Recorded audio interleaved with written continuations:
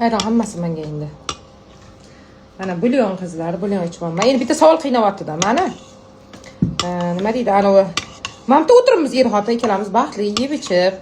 Hech problemamiz yo'q, Xudoga shukr. Birovdan qarzimiz yo'q, eng muhimi. Yeyishga, nonimiz, yashashga boshpanamiz bor. Shunday o'tiribmiz, lekin erim o'zidan o'zi istoriyasiga bir narsalar degan siqilgan istoriyalar qo'yaveradi. Buni sababi nima? O'zidan so'rasam, sababini vaqtga bilinadi.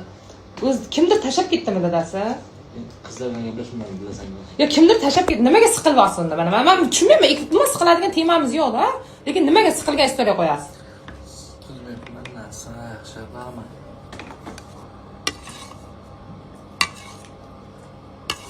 Mana qizingizni urishib qolgan bo'lsangiz kerak, mamcha. To'g'risini ayting. Shunga siqilib qo'yapsizmi? Kim tashlab ketdi?